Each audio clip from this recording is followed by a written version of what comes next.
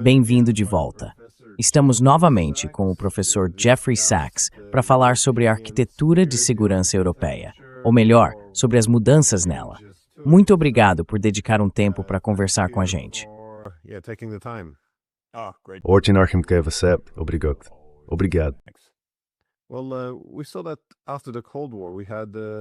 Bom, a gente viu que depois da Guerra Fria, basicamente existiam duas opções para a estrutura de segurança na Europa. A primeira seria uma arquitetura de segurança europeia inclusiva, que incluísse a Rússia, ou seja, buscar segurança junto com outros membros e não segurança contra quem ficasse de fora, como acontece numa aliança militar.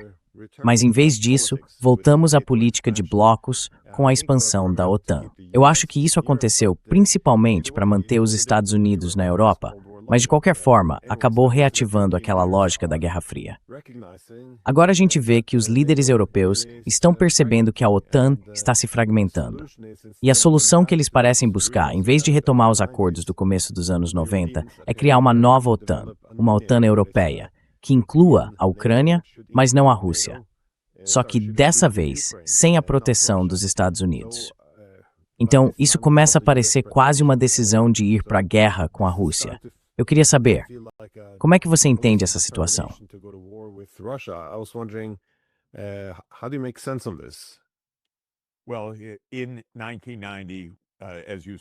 Bem, em 1990, como você disse, havia uma opção sobre a mesa que era extraordinária, absolutamente histórica. Ela foi apresentada pelo presidente soviético Mikhail Gorbachev e ele falava sério: eu sei, eu vi, eu estava lá, eu acompanhei de perto. A proposta dele era de uma casa europeia comum. Uma casa europeia comum que, segundo ele, se estenderia por toda a Ásia, na verdade, de Roterdã até Vladivostok, como foi dito na época. A ideia era que as divisões entre a Europa e a União Soviética causassem que era graça de vez.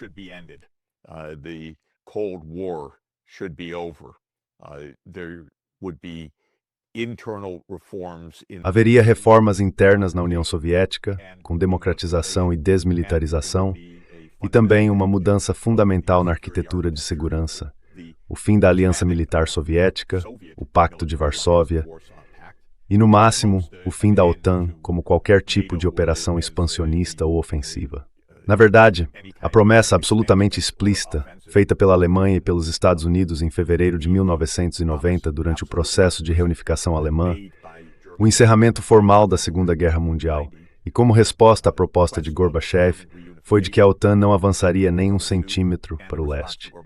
E esse compromisso foi, sem dúvida, assumido, independentemente do que afirmem aqueles que defendem a ampliação da OTAN.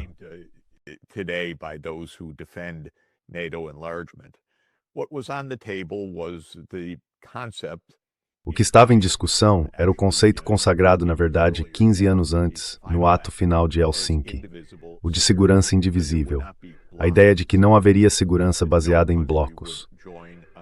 Nenhum país se juntaria a uma aliança que ameaçasse um vizinho, e, em especial, nenhum país se uniria, por exemplo, a uma OTAN em expansão que representasse uma ameaça para quem estivesse fora da OTAN.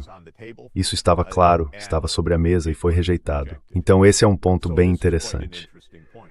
O que aconteceu em vez disso, apesar do compromisso assumido de forma muito clara pela Alemanha e pelos Estados Unidos em 1990, foi que a OTAN se expandiu e, no fim das contas, isso levou à guerra em andamento na Ucrânia. Então, por que isso aconteceu? E eu acho que você mencionou uma das razões.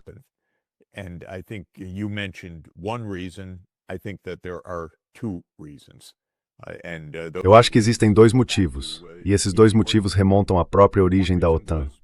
Um deles era manter os Estados Unidos na Europa como o principal defensor da segurança europeia. Mas contra quem, exatamente?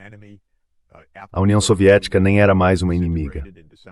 Depois que a União Soviética se desintegrou, em dezembro de 1991, e se dividiu em 15 antigas repúblicas soviéticas, que se tornaram 15 países independentes, a ameaça deixou de existir. Mas algumas partes da Europa, especialmente da Europa Central e Oriental, que tinham acabado de sair da dominação soviética, disseram: Agora queremos que os Estados Unidos continuem aqui para nos proteger de qualquer tipo de revanchismo soviético ou russo.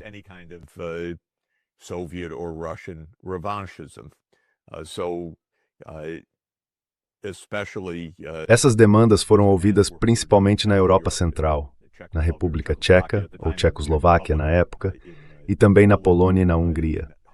A ideia era: queremos que a Europa continue sendo protegida pelos Estados Unidos, mesmo sem haver uma ameaça real naquele momento. Não havia mais possibilidade de uma invasão soviética.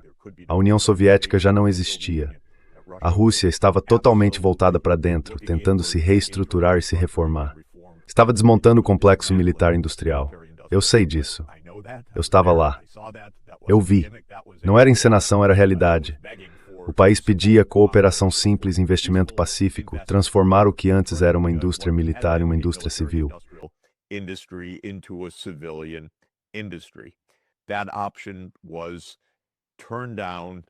Essa opção foi rejeitada e interrompida. Curiosamente, a Alemanha teve um papel importante em pressionar pela ampliação da OTAN por esse motivo. As empresas alemãs queriam investir ali do lado, na Polônia, na Hungria, na República Tcheca, na Eslováquia, na Eslovênia e por aí vai. E diziam: vamos nos sentir mais seguros com nossos investimentos se esses países também fizerem parte da OTAN. Então a Alemanha voltou atrás em compromissos claros, firmes e inequívocos que havia assumido para conseguir a reunificação, para obter o apoio soviético à reunificação. E logo depois começou a defender a ampliação da OTAN, provavelmente para proteger os novos investimentos comerciais que estavam sendo feitos nos países vizinhos. Mas havia uma segunda ideia. Esse não foi o único motivo para a ampliação da OTAN. Os Estados Unidos também escolheram essa ampliação como uma ferramenta de política externa. Para quê? Para a hegemonia.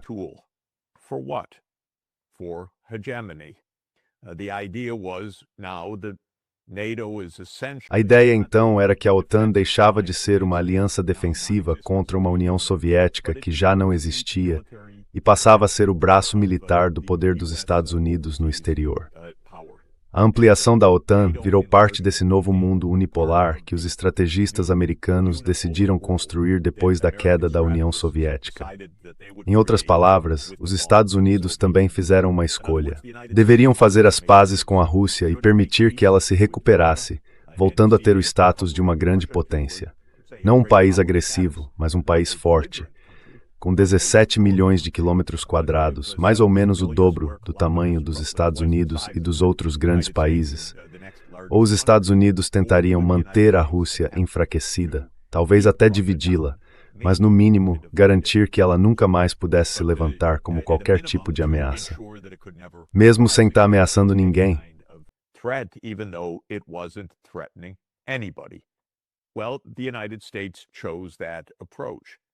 Bem, os Estados Unidos escolheram esse caminho. Enquanto os países europeus, especialmente a Alemanha e os países da Europa Central, diziam queremos mais OTAN, os Estados Unidos também decidiram que sim, que era uma boa ideia. Não para proteger esses países, mas para projetar o poder americano. E o principal defensor dessa ideia, o principal ideólogo, eu diria, nos anos 90, foi Zbigniew Brzezinski. Ele era um homem muito inteligente, muito interessante. Mas ele não gostava da Rússia, e não queria que a Rússia tivesse uma posição forte, mesmo que pacífica. Talvez por ser polonês-americano, ele refletisse a longa história da Polônia de sentimentos antirrussos, que remontam à partilha da Polônia no século XVIII e até a guerras de séculos anteriores entre os países polono-lituanos.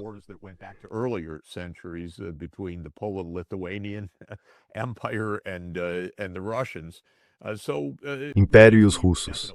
Então o Brzezinski definitivamente não tinha nenhuma simpatia pela Rússia. Ele queria vê-la fraca, queria vê-la dividida, e via a expansão da OTAN como uma estratégia central para isso. No livro dele, muito interessante, provocador, mas totalmente errado e perigoso, publicado em 1997, O Grande Tabuleiro de Xadrez, ele descreve o jogo geopolítico dos Estados Unidos com a expansão da OTAN. Ele dizia que a Eurásia é o centro do mundo e que a Ucrânia é o ponto geográfico central da Eurásia. Quem controla a Ucrânia, controla a Eurásia. Aliás, a China era vista como uma potência secundária, sem grande importância para os Estados Unidos naquela época, lá na periferia. A questão principal era a Rússia e o que fazer em relação a ela.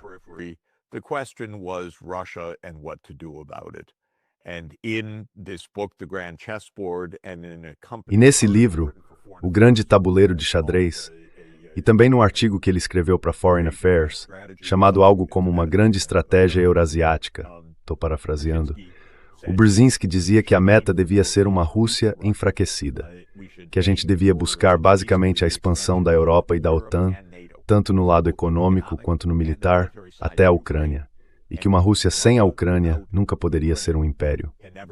Essa era a fórmula básica do Brzezinski.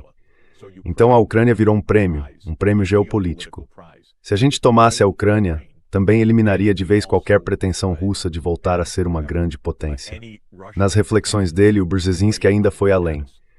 Imaginou que talvez a Rússia acabasse se dividindo, que poderia se tornar, como ele dizia, uma confederação frouxa de 3 partes: uma Rússia europeia, uma Rússia siberiana e uma Rússia do Extremo Oriente.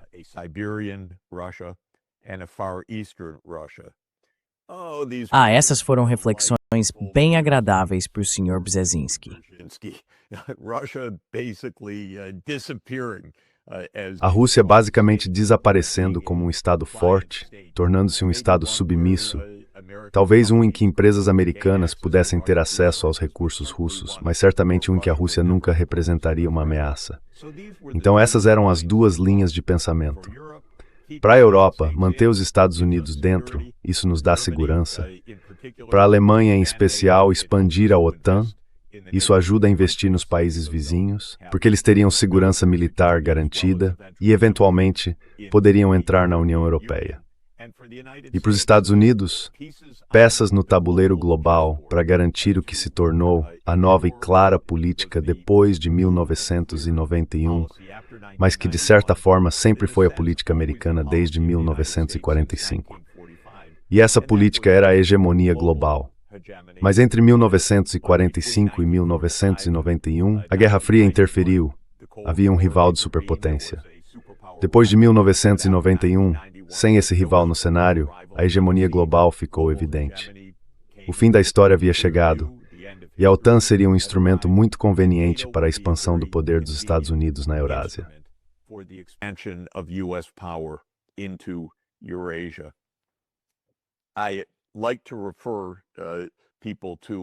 Eu gosto de lembrar as pessoas de um debate fascinante que foi exibido na televisão americana, ou melhor, que aconteceu na televisão americana, em 1994, no programa McNeil Lehrer NewsHour, apresentado por um excelente jornalista, Robert McNeil. Nesse programa, ele entrevistou 2 pessoas sobre a ampliação da OTAN. Uma delas era Jack Matlock, o último embaixador dos Estados Unidos na União Soviética, quando a União Soviética estava chegando ao fim. A outra era Henry Kissinger. E o Matlock disse: não ampliem a OTAN. Isso pode envenenar as relações com a Rússia. Pode destruir a boa vontade que claramente existe neste momento. Ele também disse: se as coisas piorarem mais tarde, teremos tempo de sobra para nos reorganizar, reforçar a segurança, fortalecer nossas defesas. Mas não provoquem a Rússia. A Rússia está tentando ser cooperativa, amigável. Está um pouco de joelhos agora, por causa da crise econômica.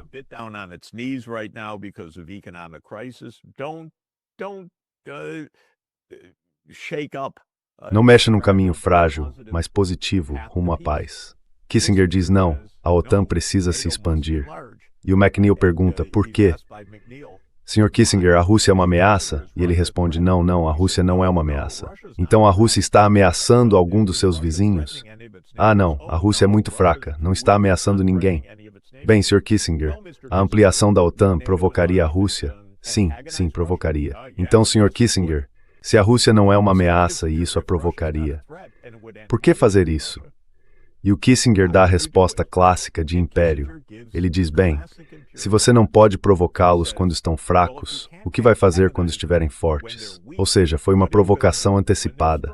Em outras palavras, temos que agir quando estamos fortes e eles estão fracos.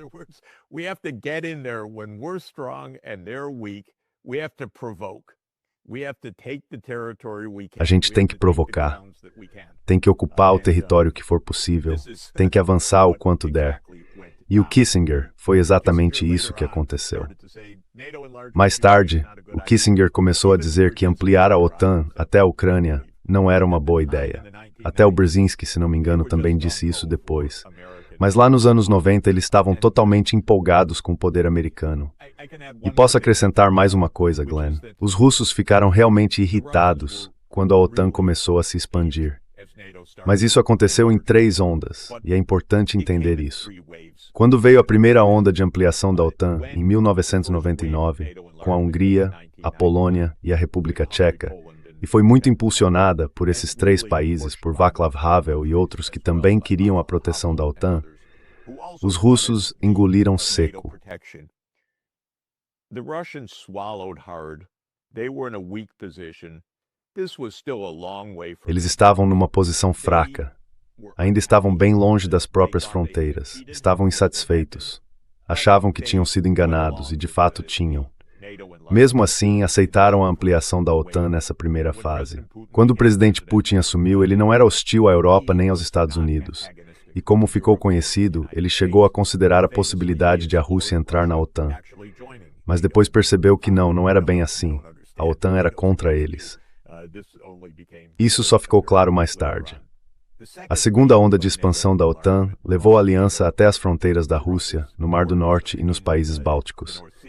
Essa ampliação de 2004 incluiu 7 países: Letônia, Lituânia e Estônia, na região do Báltico, além de Eslovênia, Eslogária e Romênia.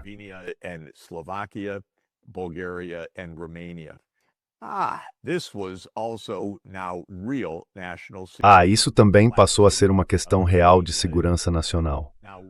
O Mar Negro estava sendo tomado pela OTAN. Os países bálticos estavam sendo tomados pela OTAN. E essa expansão de 2004 veio logo depois da retirada dos Estados Unidos do Tratado de Mísseis Antibalísticos, em 2002, o que, na minha opinião, abalou profundamente as bases, porque o equilíbrio nuclear começou a ser desfeito pelos próprios Estados Unidos, quando o país simplesmente abandonou o tratado de forma unilateral. Então a expansão de 2004 foi realmente muito, muito ruim e deixou a Rússia extremamente irritada. Foi aí que eles disseram: não se atrevam a ir além. Foi quando o presidente Putin declarou na Conferência de Segurança de Munique, em 2007, chega, vocês trapacearam, vocês quebraram o acordo, mas não avancem mais.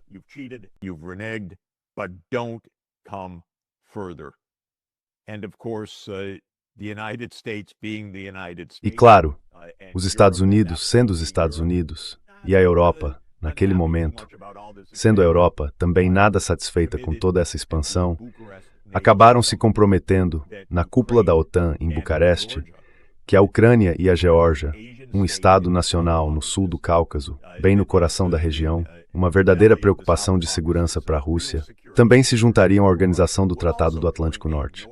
Uma aliança que naquele momento não estava se defendendo de nada, estava apenas se expandindo. A cúpula da OTAN de 2008 foi o ponto de ruptura. Dá para acompanhar isso quase hora a hora nas memórias da Angela Merkel, porque ela sabia que o compromisso da OTAN de se expandir para incluir a Ucrânia e a Geórgia eram casus belli, algo que podia levar à guerra. Ela sabia disso. Resistiu a definir um cronograma específico, porque tinha medo, mas acabou cedendo à pressão dos americanos.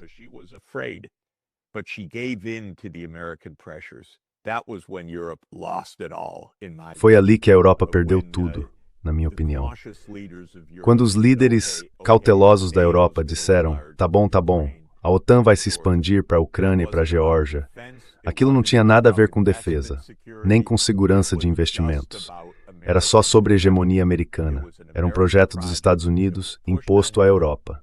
E a Europa aceitou, quando Angela Merkel desistiu no fim do primeiro dia da cúpula da OTAN, em 2008. Foi ali que a Europa perdeu o rumo. E é por isso que estamos onde estamos hoje. Foi preciso um golpe apoiado pelos Estados Unidos na Ucrânia, em fevereiro de 2014, o golpe da Maidan, para colocar no poder um governo que de fato queria entrar na OTAN. Porque a grande maioria dos ucranianos dizia: a gente nem quer isso, somos neutros.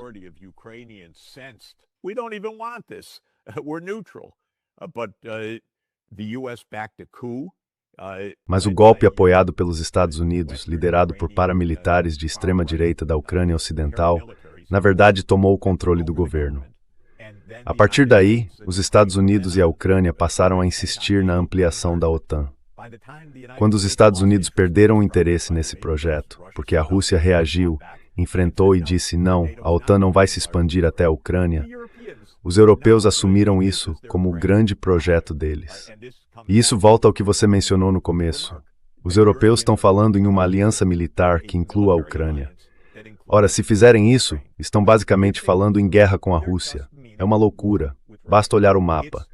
A Ucrânia deveria ser neutra, ponto final. Esse é o caminho para a paz. E os europeus estão rejeitando isso. Sabe-se lá por qual razão, mas é insano.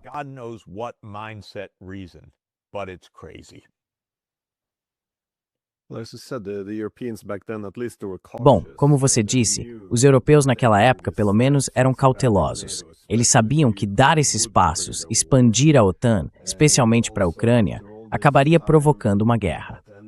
E também depois de todo aquele tempo, no fim da Guerra Fria, tentando substituir a política de blocos por uma segurança indivisível, eles realmente tinham conseguido isso. Mas não aceitaram o sim como resposta. Eles sabiam do risco de reviver a política de blocos. Sabiam que uma Europa sem a Rússia acabaria se tornando uma Europa contra a Rússia. E é por isso que é tão difícil entender o que passa pela cabeça deles, porque esse novo bloco militar não tem como criar uma hegemonia.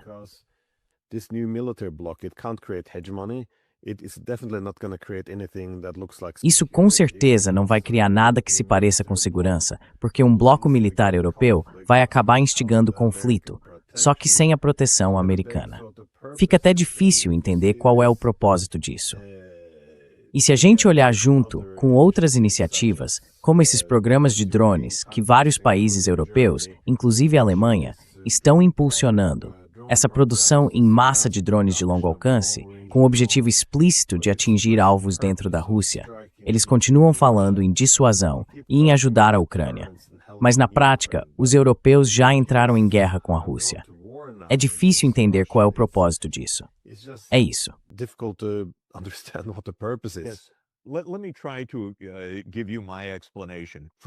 Deixa eu tentar te explicar o que eu penso. Primeiro preciso dizer, isso é uma loucura. É suicida. É um caminho para a guerra. Então o que eu vou dizer agora é uma tentativa de explicar, não de justificar. É para tentar entender o que está acontecendo, porque é insano o que a Europa está fazendo nesse momento, achando que está se preparando para uma guerra com uma superpotência nuclear. Loucura total. Então o que está acontecendo? Bom, parte disso vem mesmo da mentalidade da Europa Oriental.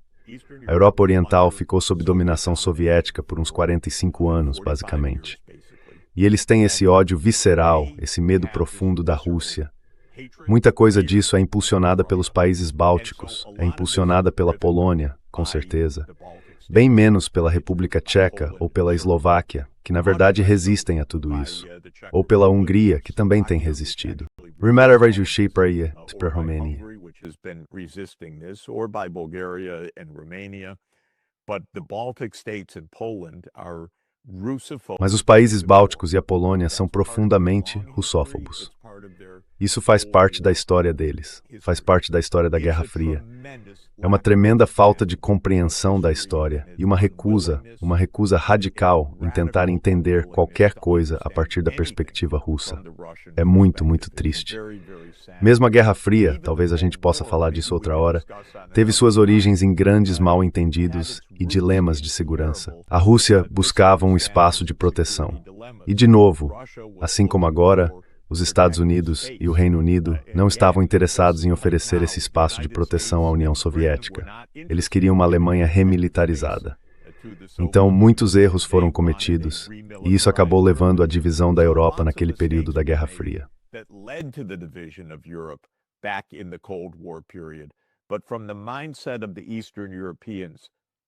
Mas, do ponto de vista dos europeus do leste, é isso que está movendo eles agora. Essa russofobia que vem da história deles, de 1945 até 1989, 91. Eu acho que isso é um grande erro, uma falha enorme de compreensão da história, uma leitura completamente equivocada do que está acontecendo hoje. Então esse é, eu temo, um dos principais fatores.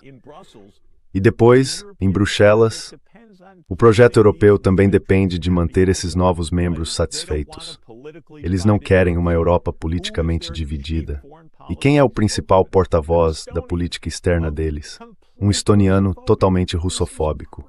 É uma loucura o continente europeu adotar as ideias mais russofóbicas como diretrizes. Mas é isso que estão fazendo, em parte, para manter a coesão interna na Europa. Mas tem uma segunda questão, Glenn, que eu acho realmente muito importante. Glenn, that I think is really, really important.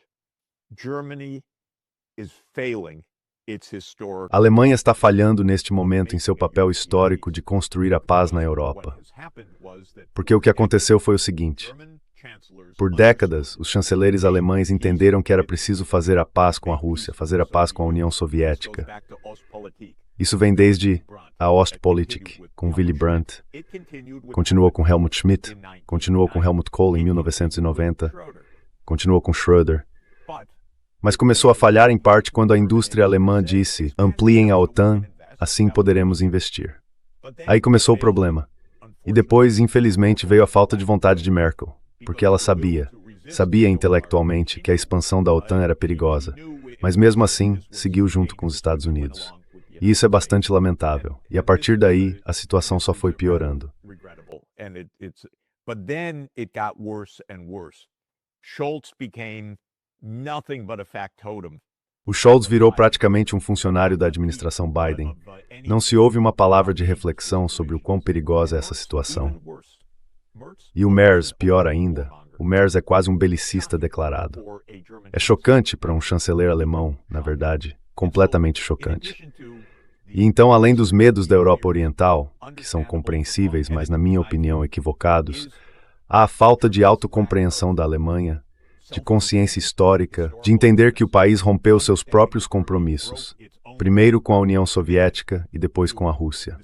A Alemanha é peça-chave para a segurança indivisível da Europa. E agora o Merz vem e diz abertamente que precisamos nos preparar para a guerra. Por quê? É chocante. Eu nem sei bem dizer por quê.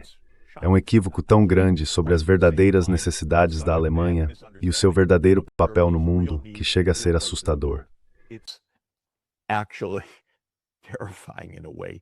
And maybe Merz also sees. E talvez o Merz também veja uma dimensão econômica nisso. A reestruturação da indústria para a produção de guerra. Deus me livre. Keynesianismo militar, é isso mesmo que a Alemanha quer agora. A Alemanha está perdendo sua base industrial, mas o que o Merz está fazendo pode acabar provocando uma guerra desastrosa e, ao mesmo tempo, deixar o país ainda mais atrasado economicamente. É um caminho totalmente errado. Então, tudo isso para dizer que eu vejo duas correntes atuando agora.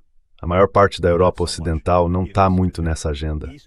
Já a Europa Oriental, sim, ou boa parte dela, especialmente os Balcãs e a Polônia, empurrando essa linha anti-russa, quase russofóbica. A Alemanha, de forma absurda, tragicamente sem consciência de si mesma, agora até defendendo essa ideia. E claro, sempre ali no pano de fundo, a gente tem que lembrar da russofobia britânica.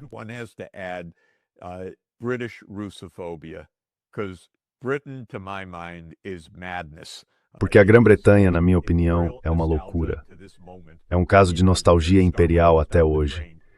Mesmo com Starmer afundando, eles colocam a Ucrânia como um grande projeto nacional, porque odeiam a Rússia desde 1840. Então, só para acrescentar um ponto final nisso, tudo isso quer dizer, Glenn, que no melhor dos casos, estamos diante do clássico dilema de segurança. A Europa toma medidas defensivas que vão acabar levando à guerra, porque na prática, o que estão fazendo é ofensivo. O que a gente vê é uma completa falta de imaginação política e de segurança na Europa. O que começou como um projeto equivocado para a Europa Central e para a hegemonia americana, virou um projeto europeu profundamente perigoso de remilitarização, uma verdadeira marcha rumo à guerra.